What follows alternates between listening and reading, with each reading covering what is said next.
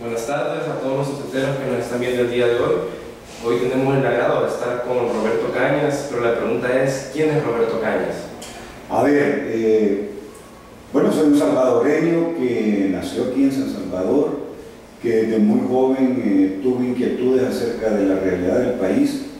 Yo estudié en el Liceo Salvadoreño y cada vez que salía del liceo miraba en el camino la Tuturichapa y me preguntaba, bueno, ¿por qué será que hay tantas personas que viven en pobreza y yo que estoy en una situación en la que tengo comodidades?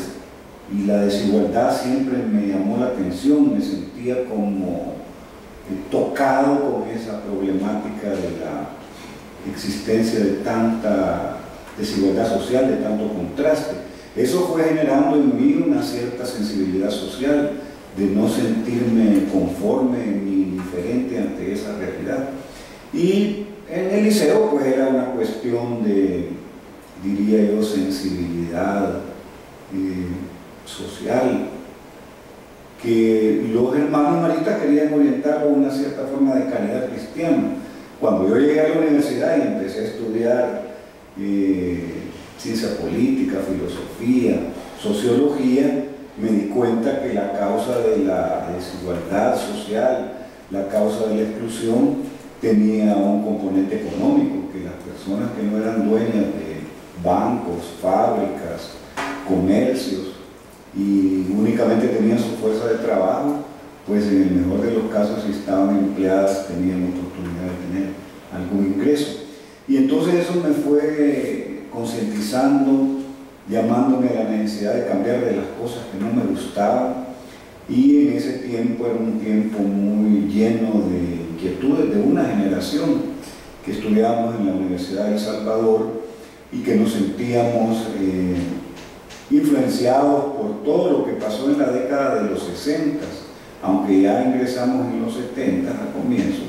En la década de los 60 suceden una serie de revoluciones de todo tipo, en la música porque aparecen los Beatles, en los Rolling Stones, en la cuestión de la mujer porque aparece la píldora anticonceptiva y genera una revolución sexual, en términos de la moda aparece la minifalda, aparece Vietnam, aparece en un conjunto de la revolución cubana, por ejemplo, un conjunto de aspectos políticos, y todo eso nos va influenciando, pero sería largo y no es el tema estar hablando, pero si me preguntas quién soy, eso fue en mi juventud. Inmediatamente decidí meterme a la lucha armada porque consideré que a los 22 años que yo tenía esa era la opción para cambiar el país. Luego de estar en la lucha armada durante 22 años, de 1972 hasta que firmamos los acuerdos en 1992, regreso de donde salí porque yo me concienticé, me di cuenta de la realidad en la universidad. Regreso a la Universidad de El Salvador, fui secretario general de la universidad y he dado clases, así como apasionadamente me metí a la política, a la lucha armada, así también con la misma pasión me he metido a la parte educativa, y antes de ser guerrillero yo estaba primero como instructor y después como docente universitario, así que no me resultó nada complicado volver a la universidad, pero como no es aquí contar toda la historia de mi vida, por lo menos esos datos básicos de quién es Roberto Cañas. Soy una persona que tiene mucha juventud acumulada. Nuestro tema a tratar o a discutir se llama la deuda pública del Estado salvadoreño y el manejo de esta por parte del gobierno actual. Bueno, ahí tenemos que ubicarnos primero en lo conceptual, es decir, saber de qué estamos hablando cuando hablamos de deuda pública. Y esto se puede explicar de manera sencilla como en un caso de una persona natural, alguien como usted o como yo, que tiene un ingreso, pero cuando se gasta los ingresos que tiene, ¿qué le toca a uno? Pues prestar. Entonces el gobierno es igual. Cuando el gobierno los ingresos que tiene no le alcanzan para todos los gastos que tiene que hacer, entonces se ve en la obligación de hacer dos cosas. Si los ingresos que recibe no le alcanzan, puede irse por el lado de aumentar los impuestos para tener más ingresos, o se puede ir por el lado del endeudamiento haciendo préstamos para que lo que no logró alcanzar por la vía del aumento de impuestos lo logre por la vía de los préstamos. Y de ahí que va subiendo y va subiendo más el endeudamiento público, el endeudamiento del gobierno.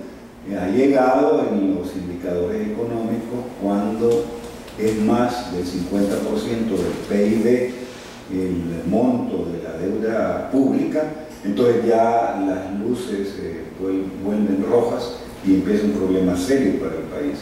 Hay que decir que el endeudamiento público en El Salvador siempre ha existido. Los gobiernos desde Duarte, Cristiani, Calderón Sol, Francisco Flores, por supuesto el que más, Elías Antonio Saca, y este gobierno, todos han tenido ese problema. Entonces, si ya entendemos que el endeudamiento es cuando el gobierno no le alcanza con los ingresos que tiene para enfrentar sus gastos y presta, entonces la siguiente pregunta es, bueno, ¿y por qué el gobierno se ve obligado a prestar? Podría hacer otras cosas en vez de estar prestando dinero a instituciones financieras internacionales o a particulares, porque vamos a ver que se puede prestar a particulares, se puede prestar a instituciones tipo Banco Mundial, Fondo Monetario, Banco Interamericano de Desarrollo. Entonces, el gobierno presta justamente porque no quiere enfrentar la búsqueda del aumento de ingresos por la vía de aumentar los impuestos. Todos sabemos que políticamente es muy complicado el que los sectores que tienen más ingresos y tienen más riqueza paguen en El Salvador, ojo con esto, más impuestos. Ese es el principio de la equidad fiscal.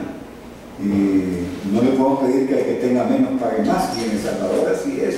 Es decir, que la principal fuente de ingresos del gobierno deben ser los impuestos y fundamentalmente los impuestos directos, es decir, los impuestos que gravan la riqueza y los ingresos. Y entonces el principio de la justicia fiscal es que aquel que tenga más ingresos y más riquezas, pues pague más impuestos. Con esos impuestos el gobierno tiene dinero para hacer sus gastos. Pero cuando el gobierno no se quiere meter en problemas con los sectores económicamente poderosos del país, entonces dice, me paso esa medida de cobrar más impuestos o cobrarlos de manera progresiva y entonces me endeudo más. Y ahí estoy feliz con ese sector que no me va a estar complicando la vida, desestabilizándome porque le estoy aumentando los impuestos. Más cosas sobre esto. Hay que tener en cuenta además que en El Salvador la reina de la política económica es la política fiscal. ¿Por qué? Porque aquí no hay política monetaria, porque no tenemos moneda nacional. Entonces lo que se puede hacer en términos de política económica está en la política fiscal. Un poquito explicar lo que es la política fiscal. Política fiscal es hablar de los ingresos por un lado y de los gastos por el otro del Estado. ¿De dónde vienen los ingresos del gobierno? Los ingresos del gobierno, principalmente los ingresos que se llaman corrientes, que son la fuente primaria de los ingresos, vienen de los impuestos. Y se esperaría, en la lógica económica racional, que, como he repetido, los que tengan más ingresos y más riqueza paguen más impuestos. Eso no es aquí el caso en El Salvador. Aquí es al revés. Todos nosotros pagamos el impuesto al valor agregado, y por comprar una camisa, una cartera, una computadora, pagamos el 13%, igual que aquel campesino más humilde que se toma una soda y también paga el 13%, tenga empleo o no tenga empleo. Me refiero a esta parte del ingreso porque conecta con el endeudamiento, y voy a explicar por qué conecta. Porque cuando los ingresos no son suficientes, entonces lo que le toca al gobierno son varias posibilidades para aumentar sus ingresos y enfrentar los costos. Uno, vender activos del Estado, que esos serían ingresos de capital. Es decir, cuando el gobierno vendió, por ejemplo, Antel, la compañía de teléfonos, o cuando vendió la distribuidora o la distribución de energía eléctrica, ahí está vendiendo activos y a cambio de eso recibe dinero. pero no, ya no hay más que vender en El Salvador. Quizás el zoológico, quizás los puertos, hoy no los van a vender, sino que los van a una forma de asocio público o privado que se llama concesionar. Pero vaya, no hay ingresos vía venta de activos del Estado, que esos son ingresos de capital. ¿Cuál es otra medida que me queda para conseguir pisto? Pues otra medida que me queda para conseguir pisto, si no es por la vía de ingresos de capital, es prestar. Pues sin modo hay que prestar. En tercer lugar, si no presto, ¿cómo hago yo para conseguir pisto? Pido donaciones, sí, a los gobiernos le daban, porque cada vez más con la crisis mundial que hay, ya muy pocas donaciones dan los gobiernos. Entonces, o prestamos, o vendemos los activos del Estado, o pedimos que nos regalen, que en términos de política económica se llama donaciones. ¿Qué más se puede comentar? Eso es los ingresos. ¿Y para qué ocupa uno los ingresos como gobierno?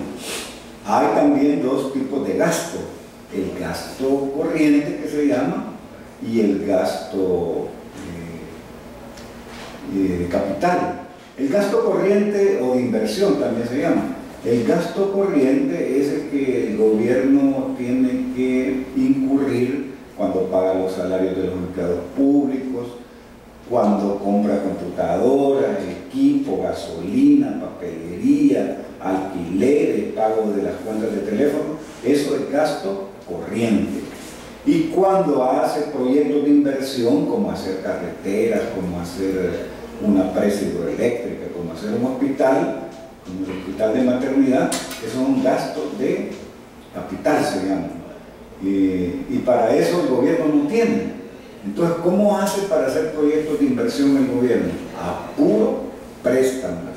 Es decir, el hospital de maternidad se está haciendo en base a un préstamo, y la Diego de Holguín se hacen con préstamos, no alcanza lo que el gobierno recibe en concepto de impuestos ahora para financiar los gastos.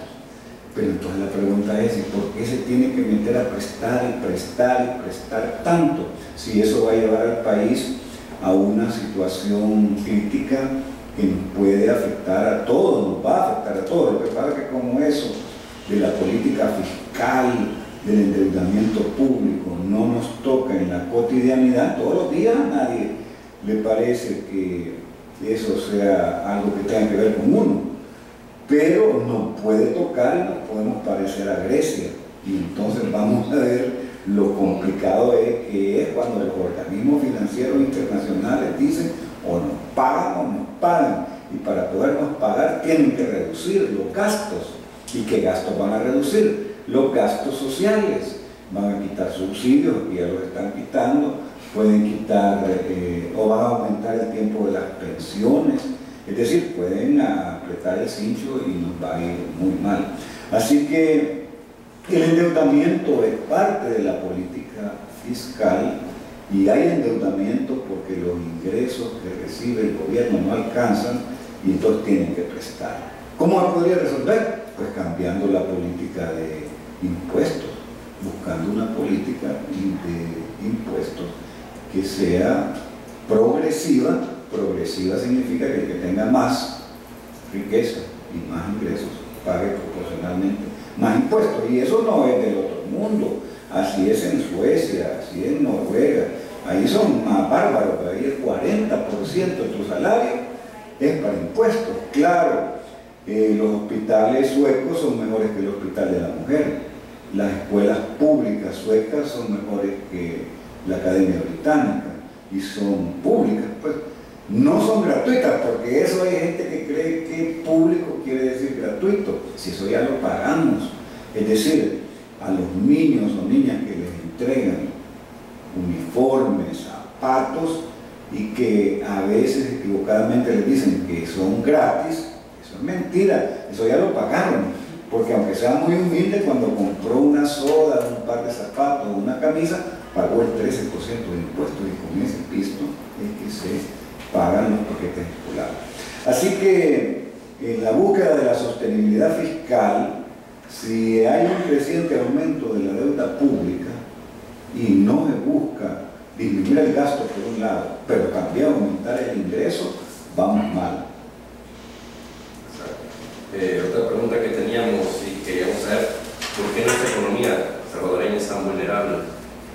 Bueno, la economía salvadoreña es tan vulnerable primero porque es muy dependiente de un solo mercado.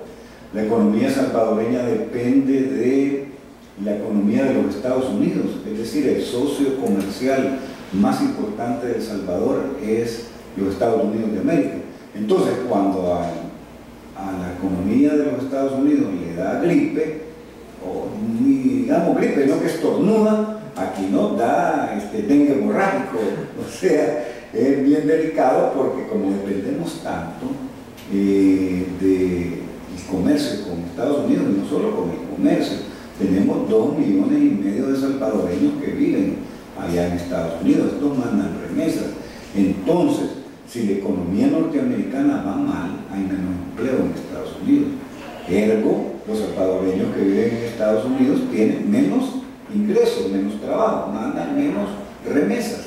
Y las maquilas que reciben pedidos de los Estados Unidos, cuando hay crisis en Estados Unidos hay menos pedidos a las maquilas y entonces hay menos empleo aquí para las mujeres, que son la mayoría que trabajan en esta fábrica para tener un trabajo.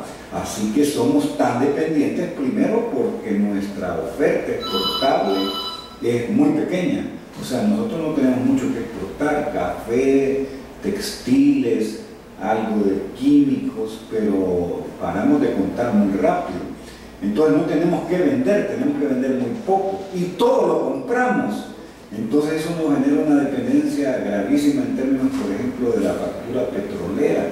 Como aquí no se produce una gota de petróleo, se pagan una gran cantidad de millones de dólares por comprar el petróleo afuera, y hoy que está más caro y va a seguir más caro, pues eso nos da una dependencia muy grande. Otro aspecto importante es el tema de que no tenemos diversificados los mercados internacionales, el comercio exterior. ¿Y qué es eso? Es decir, nosotros deberíamos seguir comerciando, por supuesto, con Estados Unidos, pero deberíamos ya de tener relaciones con China continental y venderle a China.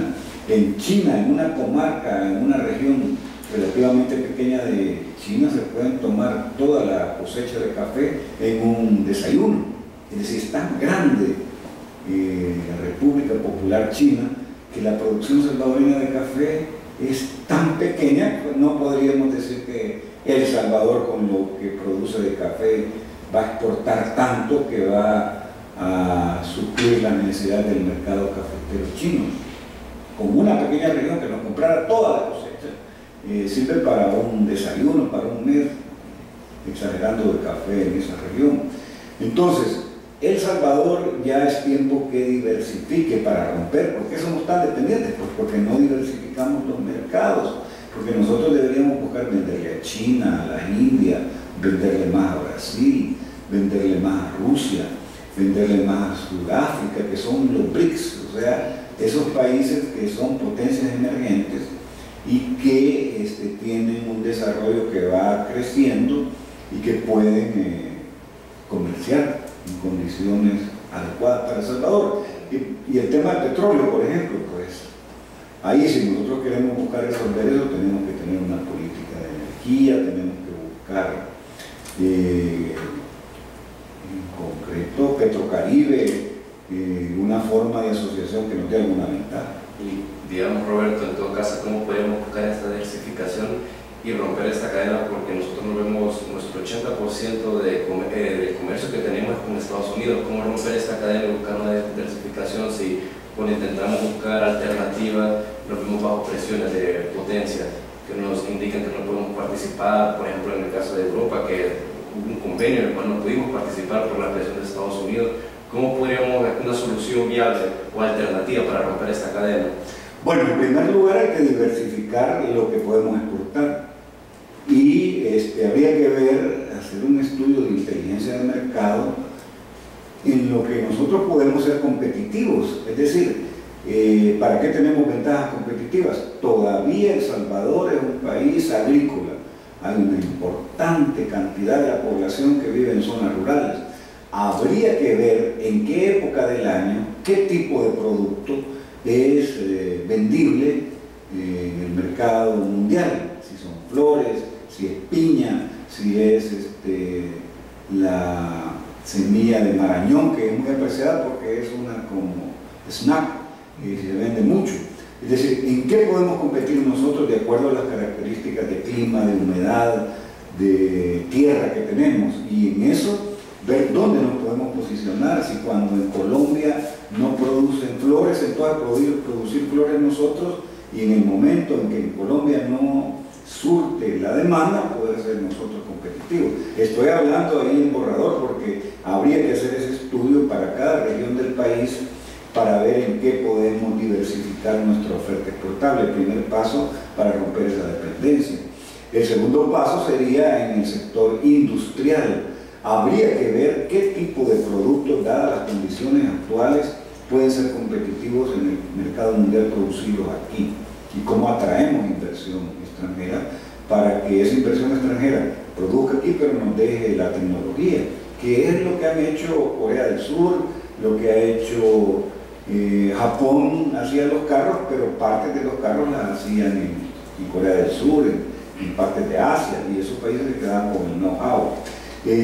Otra forma de romper la dependencia es, como ya decía, tener otros socios comerciales.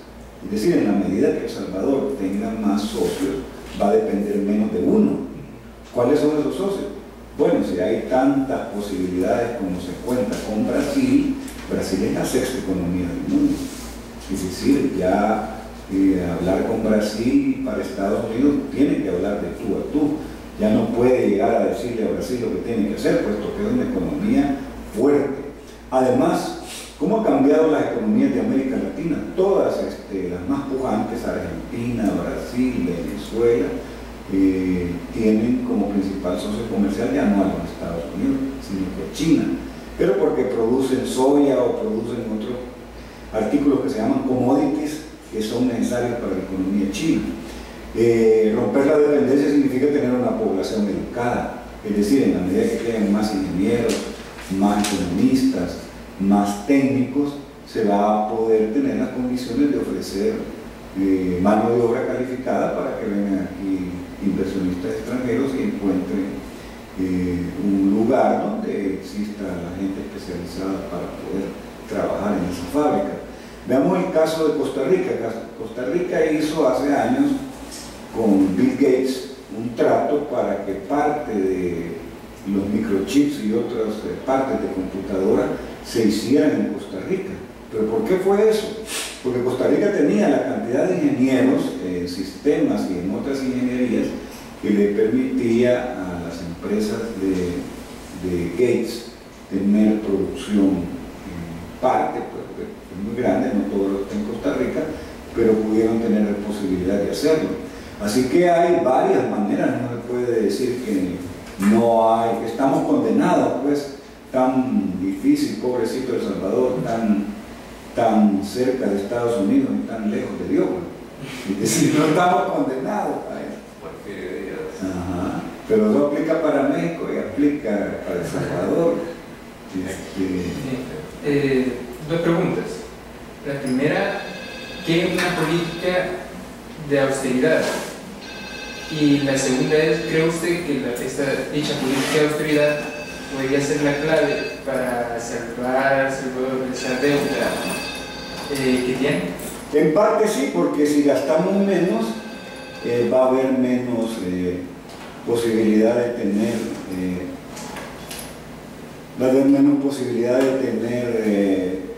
que prestar más. Sí, la austeridad, especialmente en no gastar en gasto corriente, que se llama, o sea, el pisto de los préstamos se debe gastar para gastos de inversión. Cuando hay una política en la que se invierte en gasto corriente, es decir, prestamos para pagar salarios, para pagar la gasolina, para pagar la cuenta del teléfono, entonces estar en nada en términos de política de endeudamiento, porque el endeudamiento se hace para proyectos de inversión. ¿En qué se debe tener alguna política de gastar menos, como ustedes me están preguntando? Bueno, hay que gastar menos en cosas que no son esenciales, viajes, carros del año, una serie de gastos superfluos en los que la sociedad debería de darle un seguimiento al gasto público para primero saber cuánto hay, en qué se gasta y si efectivamente eso que se dijo que se iba a gastar en algo, realmente se gasta en eso. Eso es muy importante. Ahora, ¿qué medidas cree usted que se podrían aplicar para disminuir la deuda? Bueno, para disminuir la deuda, la primera, como ya lo he mencionado al principio, es aumentar los impuestos. No hay vuelta de hoja. Lo que pasa es que eso tiene problemas políticos, pues. Si yo como gobierno anuncio que voy a cobrar más impuestos, es declararle la guerra a los sectores que en El Salvador no han estado acostumbrados a pagar impuestos. Es decir, aquí hay un empresariado mal acostumbrado, porque en otras partes del mundo que los que tengan más paguen más es una cosa absolutamente normal. Voy a poner ejemplos. Aquí debería cobrarse un impuesto predial, que se llama. El impuesto predial es que se paga por tener usted una propiedad. Si usted tiene un terreno baldío y hay construcciones a la par y usted no construye, tiene que pagar más porque tiene eso inactivo. Si usted tiene un terreno y a la par del terreno hacen un centro comercial, mejoran la carretera, tiene que pagar más impuestos porque el valor de esa propiedad crece. Entonces no hay vuelta de hoja para salir del problema del endeudamiento. Hay que prestar menos y tener más ingresos. ¿Y cómo puede tener más ingresos? Cobrando más impuestos. No se puede pensar de otra manera. Gastar menos también. Es decir, no se puede despilfarrar el dinero público, no se puede hacer gastos superfluos. Es decir, por ejemplo, ahora la Asamblea Legislativa acaba de aprobar que durante 3 años los servicios de seguridad de personalidades continúe para alguien que ya no tiene una función pública. Entonces decimos, ¿y esto qué es? Porque uno puede entender que alguien tenga seguridad si ejerce una función pública, pero si va a pasar 3 años como particular, porque lo pague él, no porque no está haciendo una función pública. Y hay un pisto que uno dice, bueno, ¿y aquí qué pasa? Igual con los viajes, igual con los carros, igual que con la gasolina que se gasta en actividades que no son del gobierno, pues, que se ocupan para hacer actividades privadas. Entonces hay que hacer una política fiscal de mayor aumento, mayor impuesto, y también una política de disminución del gasto, pero en ese tipo de gasto. Aquí también el miedo que hay, y con razón, de los sectores a los que se les pide que paguen más impuestos, es que dicen, ¿para qué voy a pagar yo más impuestos si esos impuestos cuando lleguen al gobierno se van a malgastar? Entonces yo voy a estar con mi dinero, que podría ocuparme en otra cosa, alimentando a gente que vive del dinero público. Entonces, a la par de que se quiera hacer una política fiscal progresiva, hay que asegurarle al contribuyente que ese dinero se va a ocupar bien. Hay que asegurarle que no va a haber malversación y que no va a haber corrupción, porque entonces la gente podría estar con más ganas de pagar impuestos, aunque en ningún lugar del mundo alguien se alegra cuando le dicen que le van a cobrar impuestos, pero por lo menos cuando ve regresado, retribuido lo que pagan impuestos en mejores escuelas, mejores hospitales, mejores carreteras, dice, hombre, sí, me duele que me cobren el 40% de mi ingreso en impuestos, pero cuando yo veo el tipo de escuela pública que tengo, cuando yo veo el tipo de hospital público que tengo, que no es menos eficiente que cualquier hospital o escuela privada, entonces digo, tiene sentido, pues. Pero cuando yo digo aquí, ¿para qué voy a pagar impuestos? Para que un tipo tenga un carro del año con el dinero de los impuestos. Es como un amigo de un país que yo fui hace unos días, me dice, orgulloso, mira esta escuela tan bonita, esta escuela se paga con mis impuestos. Y yo tenía ganas de decirle, mira este carro 4x4 del año, que usan los diputados también se paga con mi impuesto. Entonces, pues sí, uno tiene que sentirse orgulloso que el dinero público, el dinero de todos, se cuida, se ocupa en cosas útiles para la sociedad y no se malversa. Bueno, y mucho hablan actualmente de quitar o disminuir los subsidios, como por ejemplo el de gas, propano, el transporte público, electricidad, pero en realidad ¿en qué beneficia esto el Estado quitarlo? Porque puede tanto perder popularidad o caer en desgracia con el pueblo, y cómo afectaría esto a la población si se llegasen a quitar. Bueno, y hay que, más que quitar, hay que focalizar, porque realmente la política de subsidios tiene que llegar al que verdaderamente lo necesita. Hay problemas cuando se está subsidiando a alguien que puede pagar. Entonces, la primera medida es focalizar. Focalizar significa darle subsidio realmente a aquel que puede el que no puede pagarlo. Es decir, quitarle subsidio a aquel que puede pagarlo. ¿Para qué le vamos a estar subsidiando un producto que él puede comprar con los ingresos que tiene? No se puede dejar de subsidiar, por ejemplo, el transporte público, porque la gente que paga buses porque no tiene carro y tiene que moverse en un bus. El transporte público es subsidiado. Energía eléctrica para ciertos sectores, hasta un uso de kilowatts determinado es subsidiado. El agua también. O sea, es que la lógica del subsidio tiene que ser que los que pagan cuotas más altas contribuyan con el pago de cuotas más altas al financiamiento de los que pueden pagar menos cuotas o no pueden pagar. El ejemplo que un profesor mío me dio para entender eso es el ejemplo de un avión. En un avión hay clases según la cantidad de dinero que pago yo por el boleto. Si voy en clase primera, pues pago más boleto. Si voy en clase ejecutiva, pago un poquito menos. Y si voy en clase económica, pues pago lo menos que se puede pagar. Pero cuando ese avión entra en una turbulencia y está por caerse, no se cae primero la parte donde van los de clase económica porque han pagado menos, y después se van cayendo los de la clase ejecutiva y no se caen, se desprenden y se van los de la clase primera. Cuando se empieza el avión a caer en turbulencia, la seguridad del avión está garantizada porque los que han pagado más, con ese pisto se garantiza la seguridad de todos. Esa es la lógica impositiva, que el impuesto tenga un carácter redistributivo, es decir, que con lo que pagan los que tienen más, yo le pueda ofrecer servicios a los que tienen menos y no pueden pagar, o no pueden pagar lo que deberían de pagar, porque el subsidio es darle un pisto a alguien que ofrece un servicio privado para que pueda mantener un precio que es por debajo del precio del mercado, y entonces el pisto lo da el gobierno. Exacto. Una pregunta, pero ¿cuándo saber subir los impuestos? ¿Cuándo es el momento indicado? Más que El Salvador, la economía es algo inestable y recién salimos de una crisis, ¿cómo saber que es el momento adecuado? ¿Será que esto de subir impuestos es algo que se puede hacer ya por nuestra economía, o tiene que ser a un periodo a largo plazo o un mediano o corto plazo?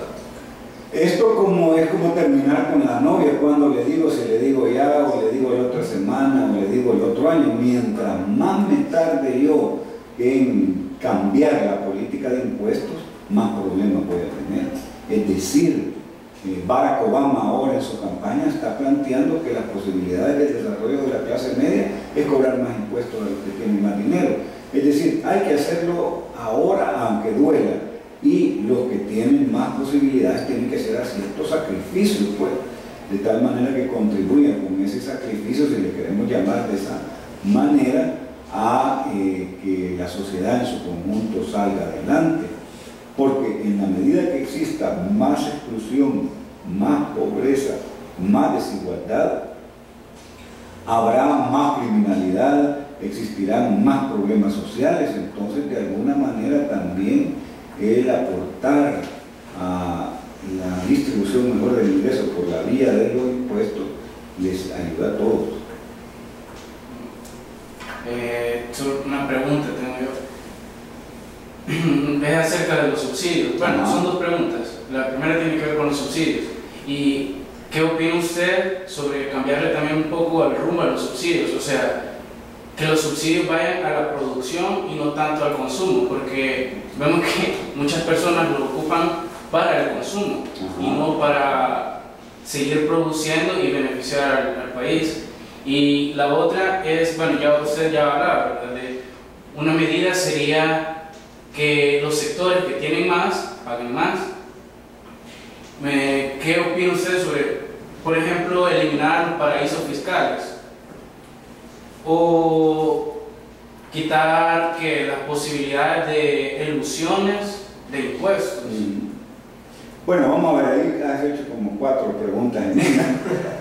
La primera, ¿a quién hay que subsidiar? Sí, hay que subsidiar el consumo de los que tienen menos. Hay cosas que no puedes dejar de subsidiar, porque la gente de todas maneras tiene que hacerlo y no lo puede hacer con su ingreso. El transporte público, eso tiene que ser subsidiado, no hay vuelta de hoja. Me parece bien subsidiar la producción de la pequeña y la mediana empresa, porque además en El Salvador quien más genera empleos no son las grandes empresas, sino que la pequeña y la mediana.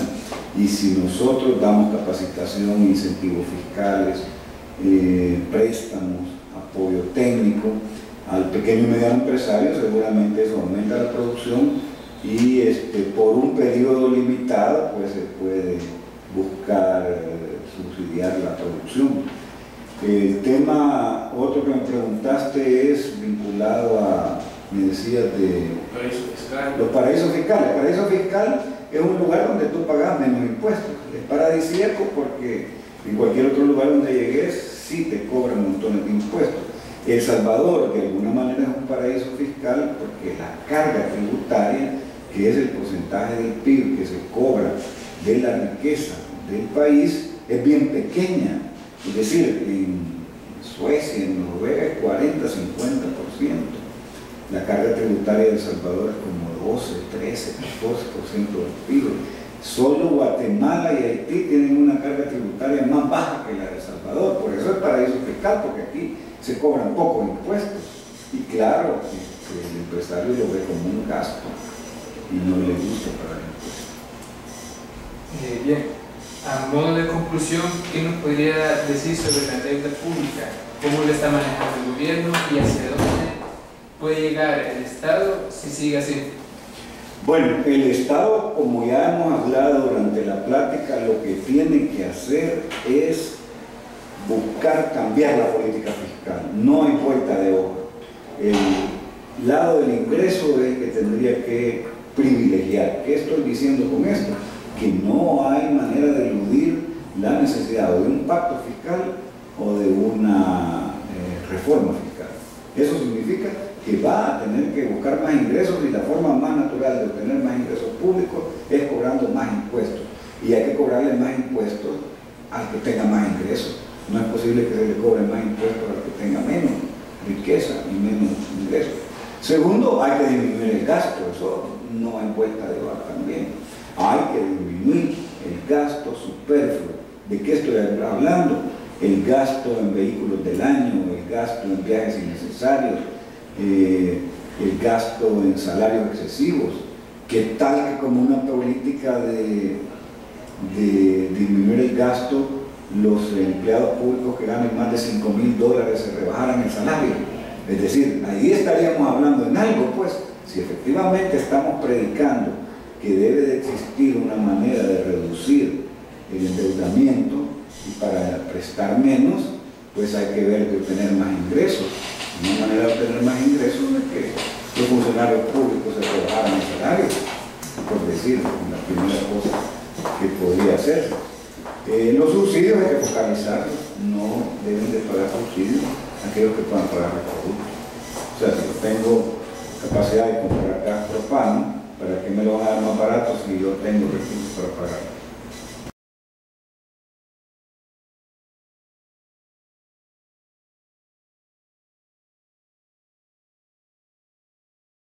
Una política fiscal progresiva, en la línea de que hemos hablado, de que aquel que tenga más ingresos y más riqueza pague más impuestos. Pactada con ellos en el sentido que logren entender estos sectores del gran capital, los grandes empresarios del país, que su futuro también está en parte garantizado en la medida que ellos contribuyan con esa medida redistributiva del ingreso. A pesar de que eso podría haber un descontento por parte de ciertos sectores de la población.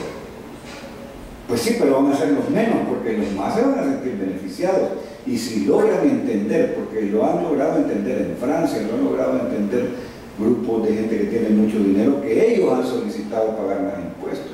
O sea que tampoco eso está en el cielo. Yo de inmediato buscaría los mecanismos de consenso, porque también, claro, si yo lo hago de manera impositiva, sin consultar, lo más probable es que me venga un tsunami político en contra mía como presidente. Que si ellos son indiferentes con la política no va a ser indiferente con ellos. Es decir, hay que involucrarse porque las cosas que suceden en el ámbito político le afectan a los jóvenes. Los jóvenes tendrían más oportunidades de espacios recreativos, más oportunidades laborales, más posibilidades de que las cosas que les gusten las puedan comprar a un precio más accesible si hay un cambio importante en la política fiscal del país. Así que desinvolucrarse, ser indiferente, decir que aburrido el tema de la política y en general la política fiscal es una cosa que va en contra del joven, porque podría interesarse y con su interés contribuir como agente de cambio a que cosas que no le gustan o que le puedan beneficiar se hagan, que no se hagan las que no le gusten y que se hagan las que les puedan ayudar. Sin la participación de los jóvenes, en El Salvador es grave porque el 58% de la población tiene menos de 30 años.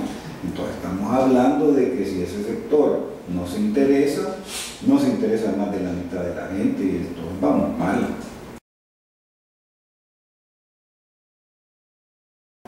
Bueno, hay una gran cantidad de libros que lo marcan a uno. Por ejemplo, si se quiere meter en política, hay El arte de la guerra, se llama, de Sun Tzu, que fue un general que hace más de 5.000 años dirigió la estrategia militar china. Creo yo que es importante porque eso es un libro ya de escuela de negocios, se llama El arte militar de los chinos y lo escribió un general chino que se llama Sun Tzu. Si uno quiere tener estrategia, no solo para la guerra, sino que para la política y para los negocios, ese es un libro de cabecera. También si le interesa la ciencia política, pues Maquiavelo, El Príncipe, lo tiene que leer. Y si quiere tener una visión más aproximada de lo que está pasando ahora, pues tiene que meterse a internet, porque el problema del libro es que si no es hecho en español, desde el momento que está en la imprenta hasta que sale a la librería pasa mucho tiempo. La información que está más accesible, más actual, es la que está en el internet.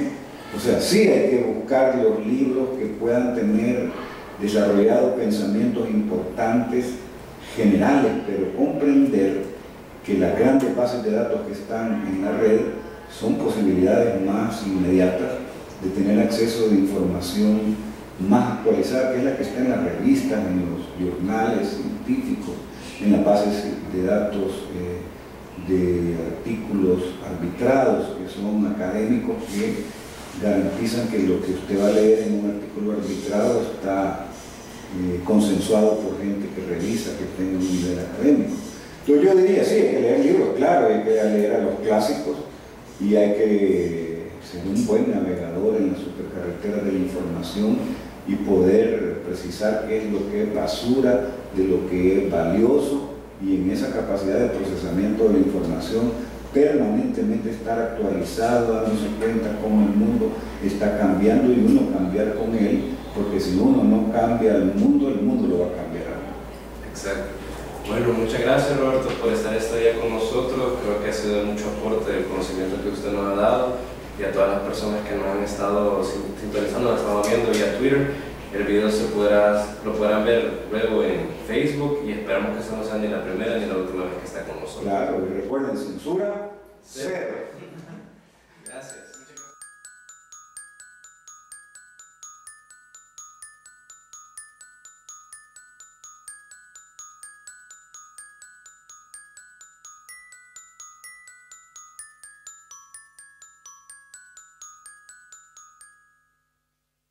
Thank